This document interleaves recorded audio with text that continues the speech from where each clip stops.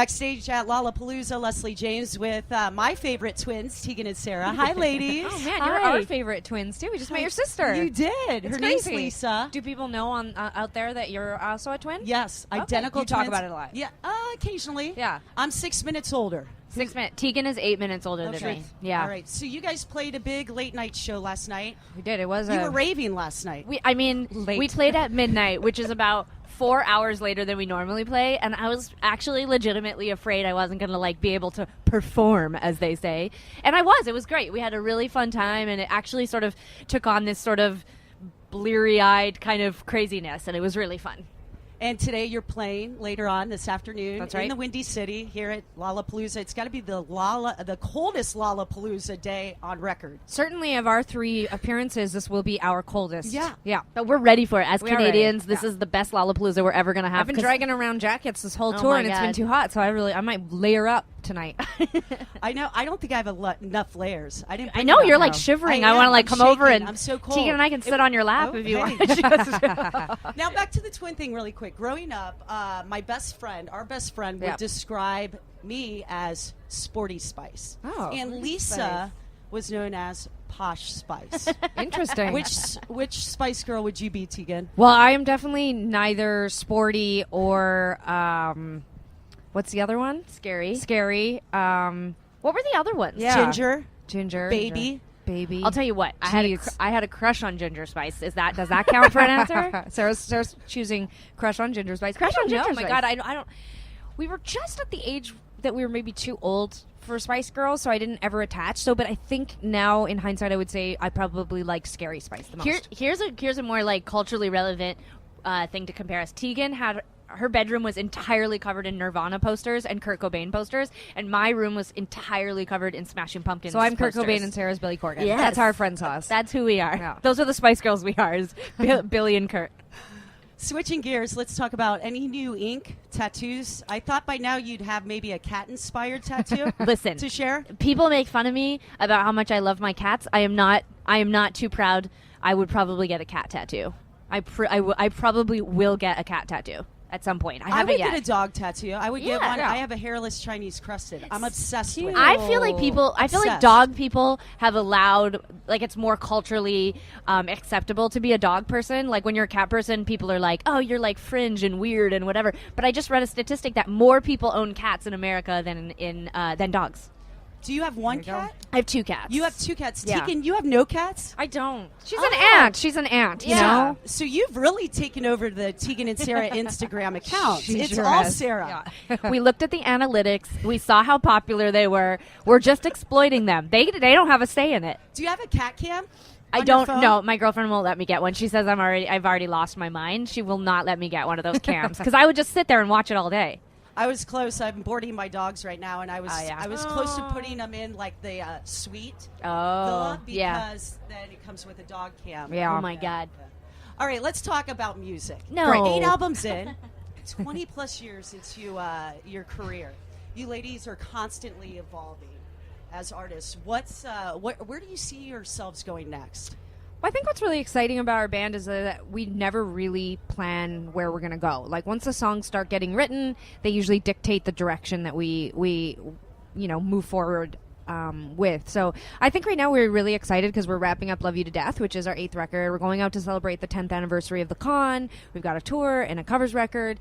And I think we're both really excited to just see where the next year or two takes us. I'd like to just write and see where the songs lead us. I think we might do something really different, truthfully. Yeah. And I think that's sort of been the history of Tegan and Sara, and I think the fans are really excited to see what we come up with next, and we don't want to disappoint. So, but it has been 8 records, and it has been 19 official years of being Tegan and Sara, and we are, it feels like at the beginning in a strange way. It feels like we have the privilege of being able to restart all the time, and we're really grateful for that. Speaking of the con, congrats, 10 years. Yeah, Why thanks. that album? I mean, I know it was a mainstream success, but so was So Jealous. Yeah.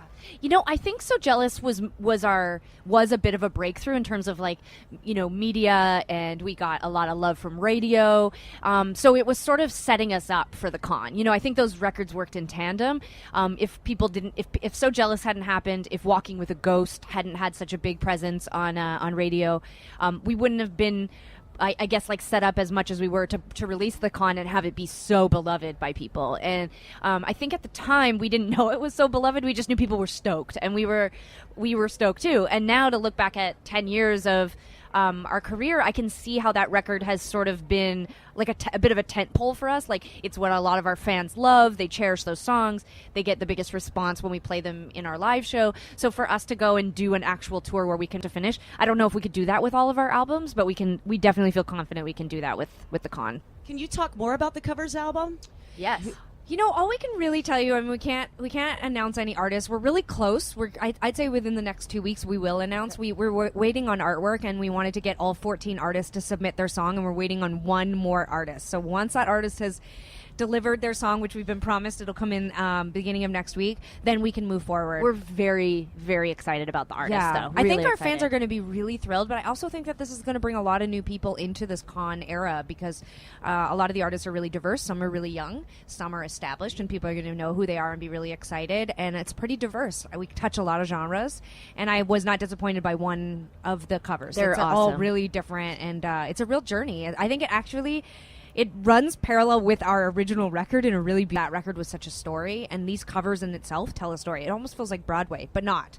But like the way that each voice kind of captures the emotion of the song in such a unique way. It's really cool. It's also, Tegan and I launched a foundation where we're sort of raising money and amplifying voices in the LGBTQ community, specifically for women and girls. And the covers record, all the proceeds will go to the foundation, as well as $1 from every ticket on the tour. So for us, it's a big philanthropic effort where we can like use our band to sort of, I guess, tie in with this foundation that we feel so passionately about. So it feels really exciting. I cannot wait for the fall. Yeah, touch more base on the foundation. Sure. How can fans get involved? Well, right now, I mean, the biggest thing that we're doing right now is just trying to make people aware that we've launched the foundation. We are trying to raise funds so people can donate. Even the smallest amount can be very impactful. We have people who give $5 a month or $10 Yes. a month. It adds up. Yes, Every it bit really helps. does. Absolutely. And we're sort of in early stages. We've only been launched for a year, so right now a lot of what we're doing is we're writing grants. So essentially,